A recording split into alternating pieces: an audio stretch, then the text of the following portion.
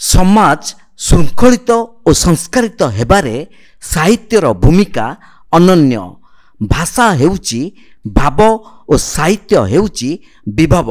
Jajpur road स्थित दमकल केन्द्र निकटस्थ हीरा रेस्टोरेंट परिसर रे रविवार आयोजित ब्राह्मणी देवी संवाद साहित्य घरर पंचम वार्षिक स्वर्णक्षेत्र दिवस पालन अवसर रे अतिथि माने मत व्यक्त करथिले। साहित्य घर सभापति आर्तत्राण मल्लिक सभापतित्व रे उत्सव अनुष्ठित होइतिला। एथिरे उद्घाटक भावे पूर्वतन मंत्री डॉक्टर प्रफुल्ल चंद्र घड़ाई जोगदेई आजिर समाज रे साहित्यर आवश्यक उपरे आलोचना करथिले। मुख्य अतिथि भावे डॉक्टर रामचंद्र नायक और अन्यतम अतिथि भावे संवाद साहित्य घरर राज्य संयोजिका डॉक्टर शुभश्री लेंका जोग देइथिले। परिशेष रे विभिन्न क्षेत्र रे परिदर्शिता अर्जन करिथिबा व्यक्ति विशेष को उपस्थित अतिथि माने संबर्धित करथिले।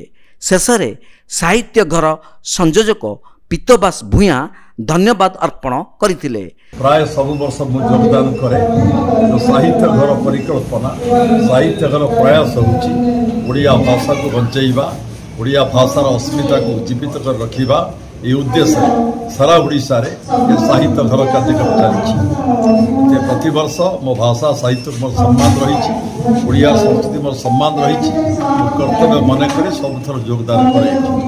आज बहु साहित्यिक बहु कलाकार बहु कवि कवयित्री आसी राज्य स्तरीय साहित्यिक मान आसी 2011 मसीहा नवेम्बर 11 तारिख 11 मिनिट रे फकीर मोहन कॉलेज रो पिला माने ओडिशार प्रथम संवाद साहित्य घरटी आरंभ करथिले।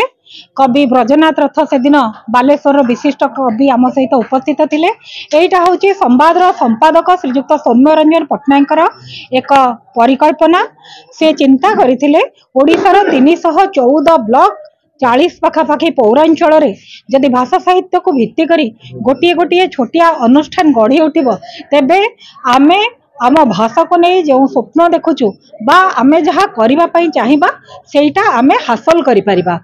संवाद साहित्य लोक मान पाखरे साहित्य केमिति चर्चा विशेष हो पारिबो ग्रामांचल को साहित्य ऊपर केमिति आगु जाई परिबे लोक माने साहित्य चर्चा जेंति भागवत टुंगी पिला बेले जेंति आगुर करथुले वर्तमान क्षेत्र रे सेमिति संवाद चेष्टा करछि समस्त पाखरे वार्ता पहुंचिया पे साहित्य ऊपर चर्चा करिया पे लोक माने बहुत संख्या रे हमहु ग्रामांचल आम उत्साहित होकर आम पाक आस पहुँचुती साहित्य उपर जानापी से आग्रह बढ़लानी। साहित्य घर चर्चा हवा पर जमी बर्तमान सरकार भागवत टुंगी खोलिले से क्लब घर खोलिले ये आम जी दिग्दर्शक साहित्य घर सौम्यरंजन पट्टनायक आम शुभश्री लेंका जो वार्ता रही देश विदेश आम ओडिशार समस्त कोण अनुकोण विद्यालय को शिक्षानुष्ठान को कि कॉलेज को कि जा को सबुठी साहित्य उपर चर्चा करूँ लोक मैंने साहित्य को गोटे भाषार जमी विकसित हम से चिंतार अच्छा। जाजपुर व्यासनगर ज्योति प्रकाश भूया रिपोर्ट तीर्थक्षेत्र लाइव।